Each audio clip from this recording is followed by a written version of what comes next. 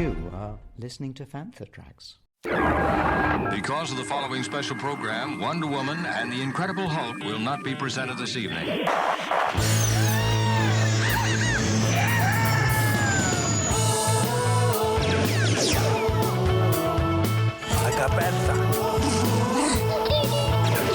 It's time to get all your Star Wars news in a single file. That doesn't sound too hard. This is Making Tracks. This is the way. Here are your hosts, Mark Newbold and Mark Mulcaster. I know these people. They are brutal. Does this look Jedi to you? That's not how the Force works. They'll never see it coming. Count me in. Lisa back.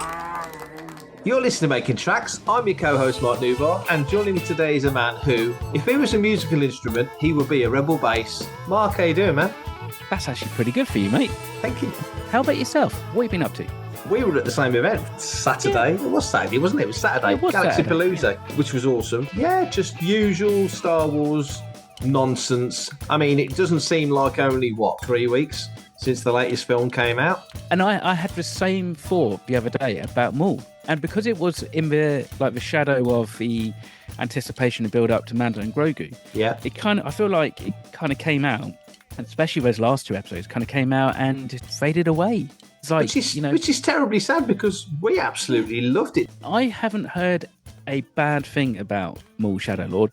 It kind of starts to make you question, doesn't it, about like the timing of all this. Really, it's like whether or not it would have been better after Mandalorian and Grogu, maybe over the summer or even earlier. But if it's been sat waiting on the shelf, it's like it either could have gone out a little bit earlier, or it could have just gone out later and hopefully worked on the buzz of Mandalorian and Grogu. It does seem to be a thing with Star Wars now. You wait for ages, then you get a TV series, and then you get a movie, or you get two TV series, or they'll throw all the episodes out on one day, like Visions, and then not that long after you get, I don't know, Tales of the whatever, and then you get nothing for months and months and months. And yet, as Star Wars fans, we'd love it if we had one Visions episode a week, or we had one episode of Tales of whatever, or one episode of Maul Shadow Lord, and it stretched it out. I don't know why they don't do that, because the fandom would certainly, I think the fandom would get more invested, because then you've got a week for folks like us to talk about it on pods and website articles, just to chew it all over. It just keeps it all bubbling along. You look at what they've relied on with Mandalorian and Grogu, and it is the influencers and the social media churn and posts over the last 2.5, 3 weeks before the film came out. If you were to start doing that with these episodes of like I said, Visions, and maybe even just 2 episodes a week, because those are quite easily digestible. I found 2 episodes of Maul just about doable, and I think it's partly because it was one continuous story, and when I say doable, I mean before me and you have to record a reaction chat, we've got to cram 2 episodes in and stuff like that. But then when it was like Andor season 2, and it was like 3 episodes, 3 big episodes and a full story arc in a day, that's like monster. And to do that over 3 or 4 weeks was quite difficult for a lot of podcasters that I've spoken to. And I don't know what the logic is. Either they must have some statistics or some kind of like idea of how their engagement works, which means that they think this is the best strategy. But I do struggle to find any logic behind why they would do that. All I can think is that because Lucasfilm is part of Disney, like Marvel and Pixar and all the others are part of Disney, that there's some sort of directive suggests when things get released, because Marvel are doing this over here. Don't release that film at that time because Doomsday is running up. Don't release that film then because Toy Story 5 is the priority. And so it's a bigger ecosystem than just considering what Star Wars is doing. But I would say on the flip side, a Lucasfilm you'd like to think would be like, well, no, actually, this is our fandom. This is what our focus is. This is how we want to release it. And so if there's a bit of a meeting of minds that says, releasing 1 episode a week generates this kind of interest in the fandom, bringing back something like the Star Wars show as a sort of a hook on a Thursday night for people to congregate around, because let's pick the latest characters to have a bit of a funny about or whatever. It just gets the whole mood of the fandom on the same sort of line, and focusing on the fun side of it, focusing on the positive, because it's so focused on the negative. Feels like somebody needs to come in and shake it all up, Mr. Filoni. Yeah, exactly, yeah. I mean, but that's the thing. Maybe this is kind of whole part of the plan. you go back to when we were doing Force Awakens, everything felt fairly structured. And I obviously noticed it from the fan events that you would have a film release, then you'd have probably the DVD Blu-ray release, then you'd have May the 4th, and then you would have Force Friday, or what they wanted to call it for that year, and then you'd have a film release. And it was fairly kind of structured, and because of that, you then also had online releases kind of built around that. But now it just seems to be fairly as and when, doesn't it? We can't gauge when they're going to release a trailer or even anything, which kind of makes it exciting.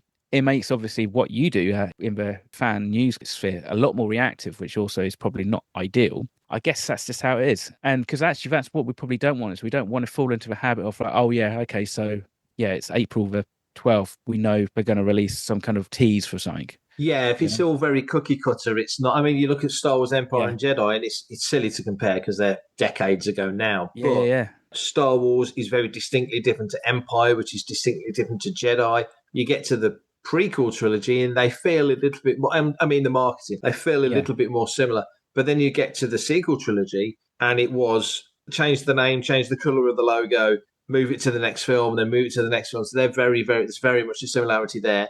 Rogue One kind of felt a bit different. Solo was massively underserved but felt different, and now Mando and Grogu, sort of 6.5 years on, never as a Star Wars film felt like it's been released in a completely different era, I think, than this film, because the whole landscape of entertainment and the way it's presented is light years away from where it even was 6 years ago, 7 years ago. Yeah, lots of people saying, why didn't they just hold off until after Starfighter and almost relaunch the franchise with the 50th anniversary? There's going to be a lot of goodwill with that. You have a re-release of the films in the cinema the early part of the year, then you would have Starfighter. I don't know, I've not spoke to anybody, but if you had spoken to people, you would keep it to yourself. But it's like there seems to be a lot of focus on Starfighter. That seems to be what everybody is pinning almost like the future of the franchise on, because whatever happens in Starfighter, even if it launches another trilogy or if it's another spin-off film and stuff, but it feels like this is the break point for the franchise going forward. It's a risky position to be in, I think, for this film. It puts a lot of pressure on them.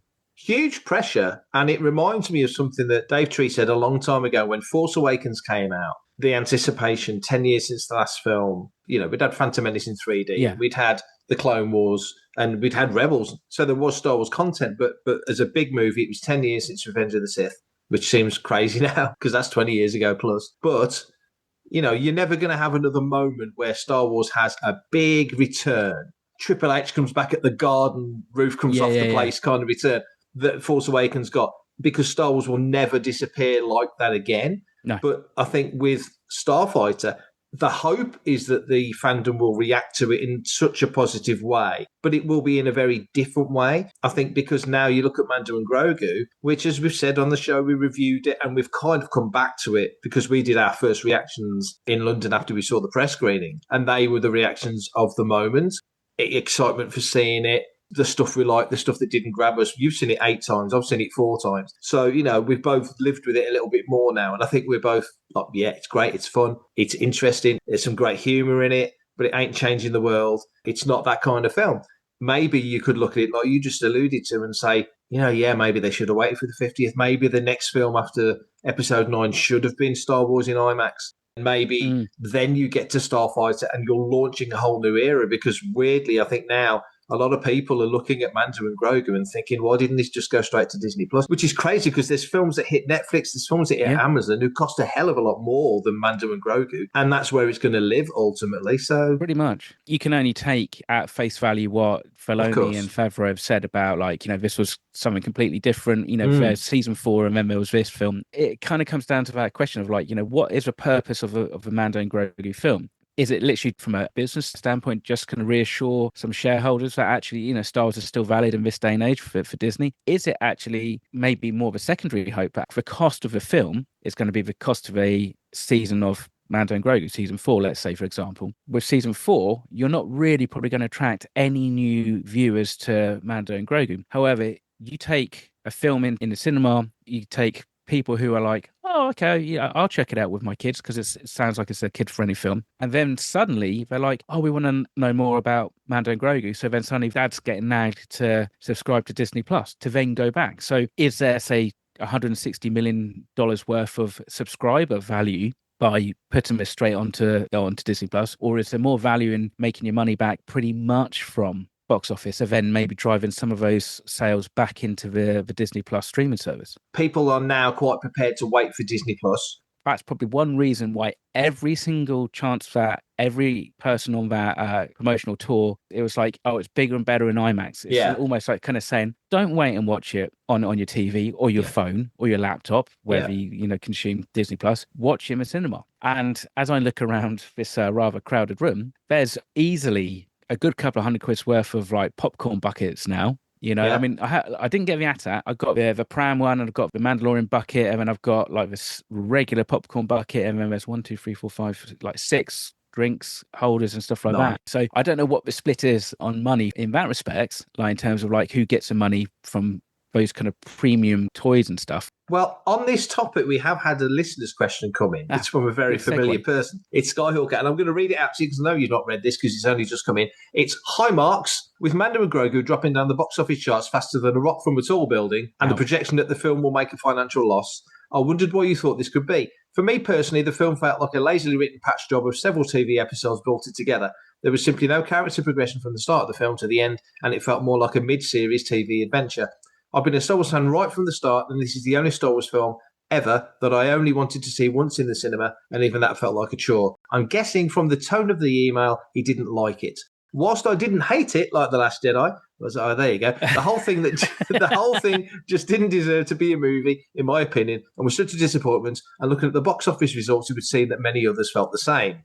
Sorry to be so negative, but it is what it is. Cheers, dudes. Skyhawker. So he is very much not sitting on the fence. It didn't do it for him. It felt like a TV episode. Why did they do this film at the cinema? And, why is it dropping down the charts? It's hard to think of anything that you could say other than if it was a gamble, and I don't think they saw it as a gamble. I think they probably saw it as a safe bet. And it's a lower budget, no doubt, but you're still going to market the thing. I bet you're still looking at 200 million, well into the 200 millions when you're adding in all your marketing. You've just alluded to all the popcorn buckets. They're going to make a nice little bit back from that. Merchandise sales, I'm hearing, are not fantastically, massively crazy. It's not rushing off the shelves, but nevertheless, Disney gets a license fee for everything they sell to a retailer that sells it to us. So Disney's still making their money there. Exactly. So I would guess that when the ledger's done at the end and they tot all the money up, I don't think anyone's losing their house over this, and that's great. But my big question to you is, has this damaged the perception of Star Wars? And I'll give you a very quick example. Adjusted Force Awakens in the US alone, 1.2 billion. Right now, as we sit here, globally, after 3 weeks, Mando and Grogu, 293 million, 155 in the States. It's took $1 billion less in the States, if you adjust for that 10-year inflation, than Force Awakens. Now, again, we're not comparing Mando and Grogu to the Force Awakens. Nobody is. But just the optics, and I'm thinking optics, and Lucasfilm and Disney are always looking at the optics because they've got to, because it's part of marketing. It doesn't look great, does it? It doesn't look amazing. And thanks for that question. I was going to say something mean about him being... You were going to say diatribe, weren't you? But you couldn't remember how to spell it. So you thought, I can't say it. I mean, the numbers, I guess, speak for themselves. The thing is that we will never know unless an insider comes out and leaks something. We don't know what the expectation was. We don't know, what the plan was, what the conversations were around this. Was it put something out that is safe? Because if you think about this, okay, one of the big pushbacks we've had in the last 15 years of Star Wars is that there's some kind of political stance or statement or social justice statement to it. Gotcha. This film is pretty safe. If you were to say like anything, this is quite a vanilla film. It doesn't push the story forward. To say there's no character development, I think is a little bit harsh. Yeah. Because I think actually it's definitely an awakening with Grogu's autonomy in this film. It's the whole thing of like stepping out from like your parental shadow, shall we say, and that's like Grogu, and that's also Rot of the Hutt. Yeah, and it's about like there's also a conversation around like nature versus nurture. How much of the person that you become is based on obviously say genetics or just down to like the environment that you're brought up in. And I know I can see Lee probably rolling his eyes, kind of like going, "Oh, come on, Mulcaster, you're kind of reaching a little bit," and I probably am. But the problem is with Star Wars, we are so used to big storytelling, and therefore when we have something a little bit smaller like this, especially when it's meant to be trumpeted as like the big return after 7 years and stuff. Yeah. It does fall a little bit short of expectation. But I don't think it's hurt the franchise. I mean, I suppose one thing it might do is you might then find next year for Starfighter and even the 50th anniversary, whether or not some of these retailers will be like, do you know what? I don't want to have a load of Starfighter merch sitting around the clearance bin in 6 months, 9 months' time because we can't shift it. But wouldn't that be a nice scenario on that point to where they were with Empire? Empire comes out, and not only you could confidently and happily argue it's a better film than the original, it's certainly a more ambitious film than the original, but there's a lot less merch for Empire than there was for Star Wars. Because same as Attack of Clones. Exactly. Yes, very much so. They just didn't expect what it was. And so now, merch-wise, cinemas with popcorn buckets might just be thinking, well, if you've got a style guide, what's easier than slapping Grogu on something? So that's a definite easy win. But when you get to Starfighter, it's going to be all new characters, all new vehicles, pretty much all new planets. Yeah. And so we get everything we see is new, which is great. That's brilliant. Let's move forward with that. But in terms of merchandise, in terms of marketing this film, the only thing you're really going to market, and I'm doing this on camera, and this is not the face of Ryan Gosling you're looking at, Mark, but is the face of Ryan Gosling. That's the one familiar thing, really, unless we're going to start hearing more as the year rolls on. We're going to start seeing elements. Yeah, we're going to start seeing, I guess, we're going to need to start seeing trailers really in the next 6 months. Yeah, easy. Reason why Grogu is everywhere is because he's so easy to clonk on stuff, and he's very accessible. Now, you need an iconic villain that comes out and is basically front and center, I think, of like the first teaser trailer for us to kind of go, holy hell. Like we did with Kylo Ren.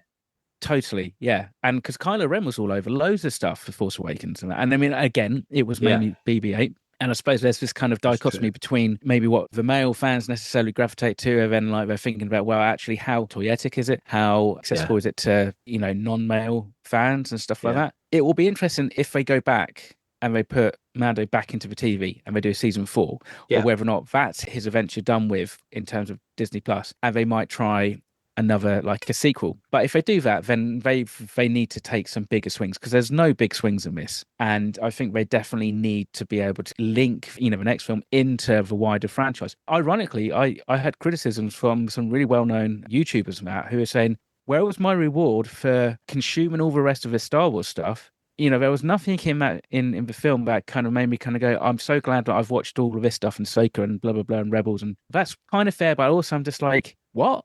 Because but I do get that. I do understand that viewpoint. I like the fact, we've both said this, we like the fact that this is a standalone adventure, and certainly for bringing a lot of dads and moms took their kids, and we're all hearing this, that a lot of kids sort of 13 and down are really digging this film. It's definitely connected with that young audience. Things that work against it is just the cost of a ticket these days is frightening. It's a night out, and it's something that cinema used to be such an easily accessible thing, and now it should feel more special because we can watch movies very quickly at home, but it's becoming prohibitive, I think, for families to go to the cinema. So that's one part of it. But the storyline part, I get that we've had this very connected, and again, I mentioned Dave Filoni earlier.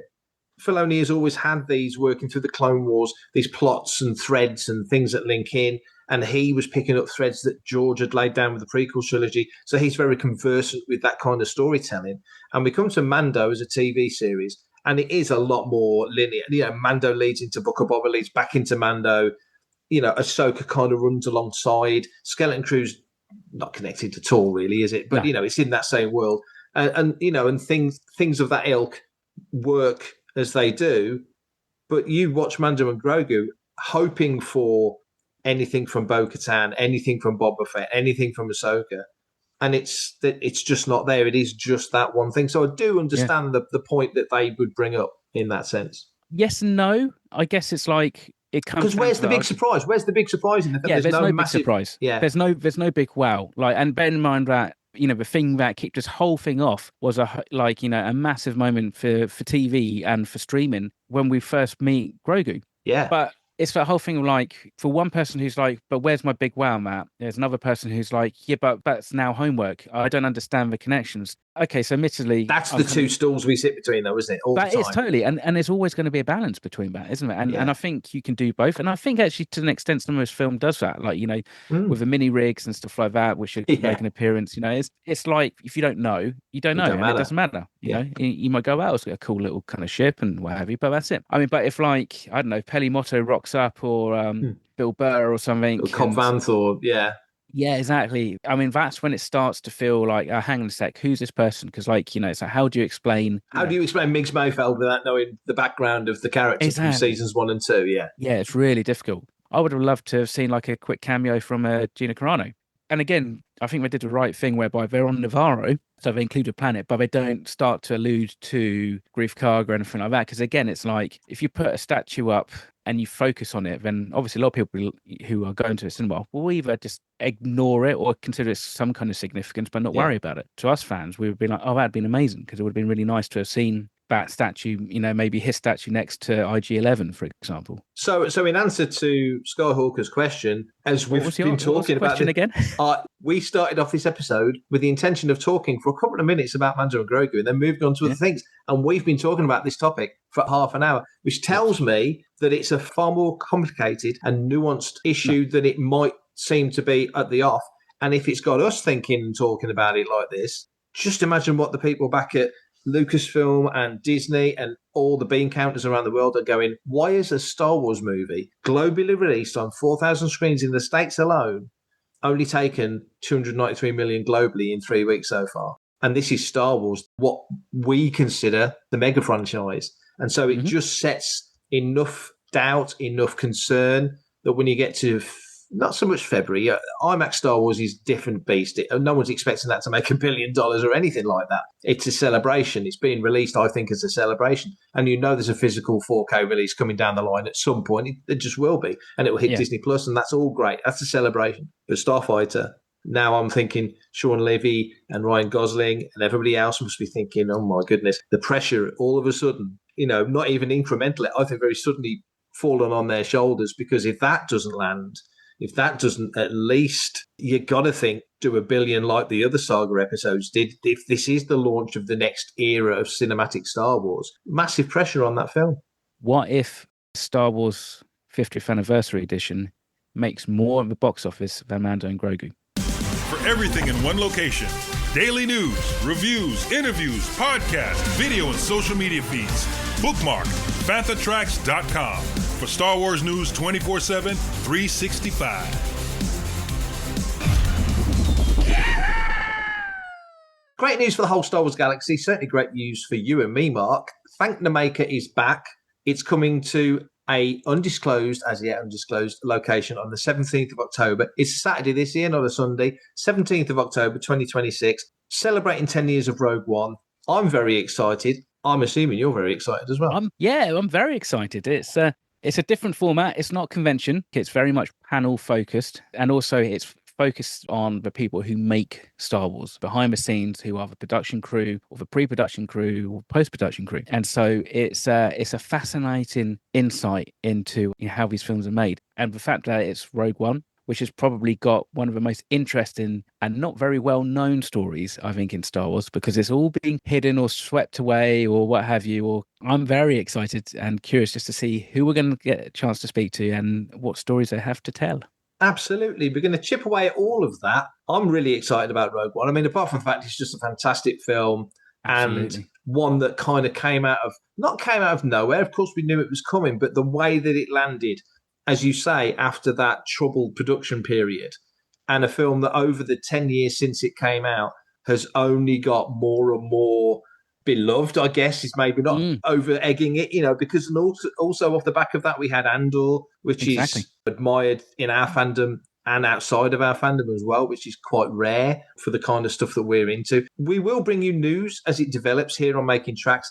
We were at Galaxypalooza this past weekend, and amongst many other really very, very cool things that happened at that wonderful show was a panel with Jan Miles, the editor of Andor. Now, I know you were there because you were stood right next to me. You're hard to miss in that orange jacket. the whole show was wonderful, and hats off to Matt and Luke and the whole team. Yeah. It was fantastic. But specifically, that panel was something else, wasn't it? It was fascinating. As somebody who has, I work in post-production, and I started off life as an editor. So just kind of getting that insight into Jan's process, but also how much trust he was then given by Tony Gilroy to go and shoot stuff, to reorder stuff. And it's a reminder, especially the week after we've lost one of Star Wars' greatest editors, just how important editing is to the whole process, to the creative process, and in general, but with Star Wars especially, and how interesting it is that as an editor you have such a slightly more objective view of the production and of storytelling, but you can come in and affect change that can only improve the storyline. So it was an absolutely fantastic panel.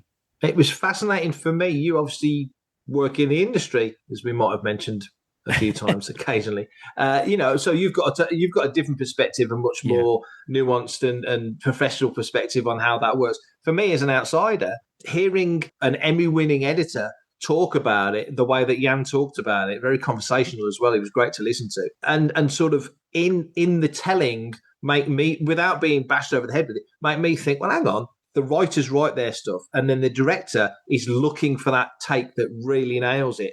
And then he's delivering all this footage. It's a proper sort of documentary logic of, I'm going to film 10 hours of stuff and I want a 90-minute documentary to come out the other side. It's the editor, obviously with other people working alongside him, but it's the editor that not only will construct that and put it into that sort of process and build it as you go, but as we heard, as you just said, make these decisions that in time or at certain times, even somebody like Tony Gilroy, who clearly, as they said, doesn't turn the camera over until he's happy with the script. Why can't everybody do that? Yeah. Even he has his mind changed of, actually, that's better than the idea I had. Let's go with that. I didn't appreciate quite how influential an editor could be in those terms. One of the early things that I did with Fantha Tracks and yourself about, I interviewed Paul Hirsch. Paul had his book out and that, but also, we were talking about it, the process and stuff. You write a book and you can get into the mindset of the person, and you can have inner monologue and stuff like that. Yeah. But you don't get that when you shoot and when you record stuff. When you've written a script, it's clear as day in your mind, Andor's doing this because he thinks that. But actually, how clear is it on the screen? The actions justify his motivations, for example. And so it's very interesting to have the editor kind of come in and look at all that stuff and kind of go, actually, hang on a sec, even if it's just a look, or we just need something to tie people together. And he talked about Gorman and the whole rights and stuff, and it's like trying to work out the geography of where people are, and actually you need somebody trying to reach Andor and he can't get through to them and stuff. It was Wilmot, wasn't it? Jan went out and shot all that second unit stuff. That's rare, it's but it says rare. all about the trust that Tony Gilroy and the team had in him, didn't it? And the experience that Jan has as well, to be able to go and do that. If you get a chance to listen to the audio for that, go and listen to that panel, because it's a fascinating story. Hi, this is Kevin Cornwall, and you're listening to Fantha Tracks. Some great Star Wars gaming news has arrived this week. We had 2 trailers, a gameplay trailer for Star Wars Zero Company and a release date trailer for Galactic Racer. Both games are going to be with us imminently. But my big question is Star Wars gaming. So we talk here a lot about books and comics, and especially film and TV and animation. But could you argue right now that as Disney moves forward, they're looking at new setups for what they do? We would love LucasArts to come back because it's LucasArts, and maybe they look now in 2026 and think, why did we close LucasArts? That would have been perfect for us right now. Is gaming as important to Star Wars as any other facet of what Star Wars is? Because the money that goes in, the profit that they make, the amount of people that see it. Could you argue that gaming is every bit as important as film and TV?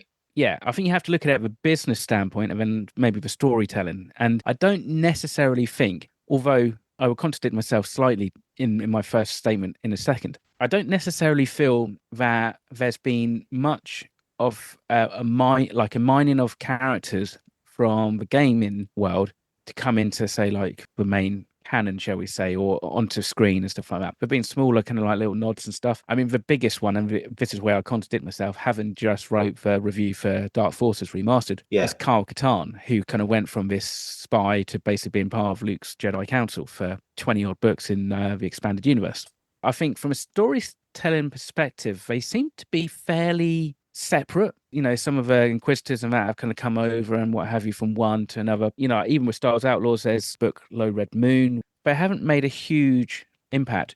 From a business standpoint, yeah, massive. And you look at just trends and also demographics of where, like, you know, you can capture like a younger audience and stuff. Is very much gaming. But then also it's like, it's not just big iron console games, but also you think about iOS games for your mobile phone and stuff like that. So you kind of have to cover it all because there's just an audience for everyone. Maybe that's just telling that there isn't a character super, super compelling. And everybody's got fans, like, you know, they're massive fans of Kel Kestis and like people are clamoring for him to come into it. There's nobody really to me that stands out like, I need to see them. I don't need to see anybody for no reason. If there's a justification, if somebody can actually look at it and can go, well, actually, yeah, this is when we could get so-and-so in from Outlaws. I mean, if they can get Kay Vess into, say, I don't know, Skeleton Crew Season 2 or something else, or like Mando, that would be cool. But yeah, it seems like at the moment, they're quite happy to look at Star Wars Legends for characters, but not necessarily the gaming environment for characters. In terms of getting Star Wars in front of kids, you know, a lot of kids play Fortnite, a lot of people play Fortnite, and they threw those 3 Star Wars games exclusive to Fortnite when you had the little 5-minute clip from Mandalorian and Grogu, and that was quite smart. And I know some people who played it and really enjoyed it, so that was a smart thing to do. You mentioned the iOS games and the smaller games, the app games. You go back not that long ago, and there was like Tiny Death Star and things like that. That keeps Star Wars in the App Store, in people's line of sight. That's useful as well. And of course, we don't really have arcades in the way we used to have. You're not going to see 3D Vector Star Wars or Battle Pod or things like that like you used to. But just having Star Wars out there is always beneficial, another part of the ecosystem. What I'm thinking is GTA 6, if I'm right, moved back quite a few months away from the release date of Mandalorian and Grogu, and thank goodness it did. Because if that had come out, the money that they're talking about there, the spend on it, the money that it would potentially or will potentially bring in. And I think even that clashes with something Star Wars near the end of the year as well, when it does come out, is monumental. And so for Star Wars to be in that mix with the big games in terms of innovation, in terms of character, as you say, and you think back to early days of gaming, not early, but, you know, 90s era of gaming, and you get a breakout character, Lara Croft, that kind of got over and got outside of the gaming realm to be an iconic character in her own right. And if Star Wars had a character like that, like a Sonic, that breaks out of, you know, the realms of being a game and becoming Rendar. Well, yeah. Don't we all wish that Toro Calican had just been Dash Rendar, so we could have seen some resolution? But you know what I'm saying? You know, that you get that character that leaps. You mentioned Kyle Katarn, and that's probably the nearest we've had as a character that got out of the game and into the broader realms of the Star Wars world. But if Lucasfilm and Star Wars and Disney and all the other sort of partners that will have to come into this want to really make gaming every bit as important as... And I mean, technology is hugely a part of this, but it feels like you need a character. Or, conversely, do you take a character and make them the star of whatever the next big Star Wars thing is and do it that way? One thing I'd be really curious to know, if they have any metrics to monitor this, is like how many people who played those mini games on Fortnite and saw the clip from Mando and Grogu, how many of those were converted to going from, I was going to play my game, to I need to go and see this in the cinema, versus like the development and like the cost and all that to do that. I mean, but is that the metric that they're going for in the sense of? But you know what I mean? If Star Wars is the ecosystem, okay. So Galaxypalooza at the weekend, the first panel before I spoke to David Whiteley was Graham Hancock and James Burns talking about Star Wars Lego, and great conversation. And chatting to Graham afterwards, he does say how tremendously successful Lego Star Wars is in and of itself, and that you could be a Star Wars fan and only consume Lego related products and be a very, very busy Star Wars fan. So does everything need to service what the film does at the box office or how many people watch it on television? Because if you're a gamer and that's your focus, you can do Star Wars stuff and spend money on Star Wars stuff and only be within the realms of gaming and not worry about film, TV, comics, books and everything else. Yes, that's a very fair point. I mean, I suppose potentially it's about reach, isn't it? It's about you're potentially reaching people who might not have seen it. The algorithms aren't skewed to show that kind of stuff, so they might not have seen any kind of like content about it. Especially if they're 13 and under, they see something like that, that's the kind of thing where he sees people kind of blasting away and stuff like that. And, they put the controllers down, toss it down and go, Dad, take me to a cinema. So, even if it's 1% or something like,